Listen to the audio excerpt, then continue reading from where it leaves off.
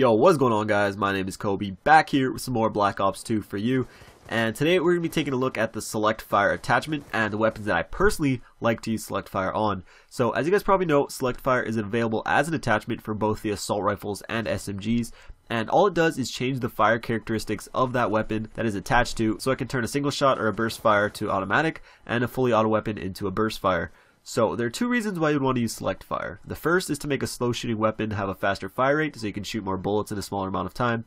Or two, slow down the fire rate to make a weapon more accurate. Now there are some slight exceptions to this rule, but those two reasons that I stated are basically the reasons why you'd want to use the Select Fire attachment. Now just because Select Fire can change the fire attributes of a weapon, that doesn't necessarily mean it will make it better. Majority of it does come down to personal preference, but for most weapons, it's pretty obvious when Select Fire would not only be useless, but actually be counter effective. So I'm going to share with you guys some weapons that I personally like Select Fire on, and weapons that actually benefit from it. So to start off, I want to talk about the SMGs. So like I said earlier, the SMGs do have the Select Fire attachment as an option, but in my opinion, it is pretty much useless and will hurt you more than it will help you.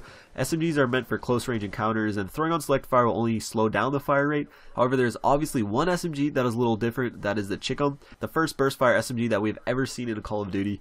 And this gun wouldn't be a bad choice to use Select Fire on, but I don't think you really need it. The Tricks1 shoots pretty fast without it already, but again, it wouldn't be a terrible choice. But the assault rifles is where the Select Fire actually becomes a worthy attachment of using. There are two weapons that I find that work really well with Select Fire, and those are the ones I'm going to be quickly going over with you. But before I start, I want to make it clear that just because I say something can be effective doesn't necessarily mean you're going to like using it, or even that I personally use it. Select Fire is a completely personal preference attachment, but what I'm going to be doing is sharing some weapons that can become more effective in certain ways by using the Select Fire attachment, so I just hope that's clear.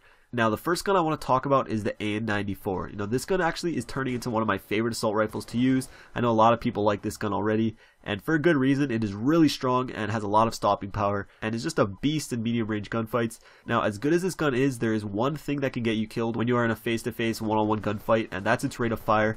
And that's where Select Fire comes in. So usually Select Fire would make an automatic weapon go burst fire, then making it shoot slower. But with the AN-94, as I'm sure many of you know, the first two bullets actually fire faster than the ones that precede them.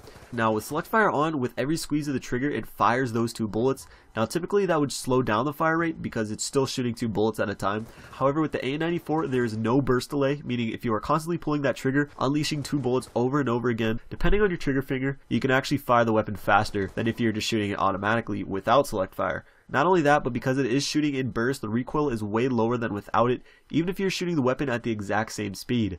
Now, some of the negatives: if you don't have a trigger finger, this obviously isn't the best attachment for you. Also, if you don't maybe have the best shot, having to pull the trigger constantly and aim at a target is definitely more difficult than just holding down the trigger and aiming. So that can become a problem too, but if neither of those negatives apply to you, then Select Fire could help you a lot in certain situations. Now the second weapon that works really well with Select Fire, and what I think is probably the best gun in the game to use Select Fire on, is the SWAT 5.56. Now like the AN-94, this weapon is really strong, and after the first patch I believe this weapon's minimum damage was buffed enough to make it at the most a 4-shot kill at any range, which is obviously really good.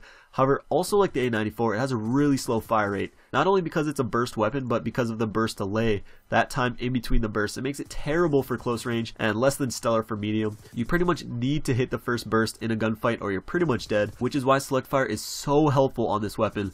With Select Fire, the fire rate goes up to something comparable to like the MTAR or the M27. However, like I said, those bullets are really strong. So with Select Fire, the SWAT probably turns into one of the most effective medium range guns in the game.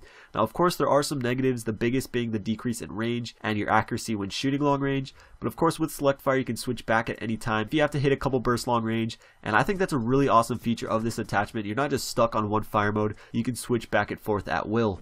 So what do you guys think about this attachment in general? Do you guys use it? Would you use it? And if you do, what weapons do you like to use it on and why? I'd love to hear what you guys think.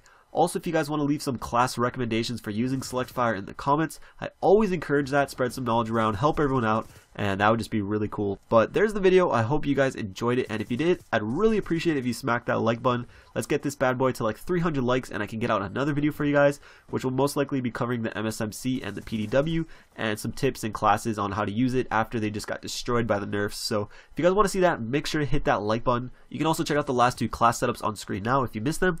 Thank you guys for watching, and I'll see you guys later. Peace.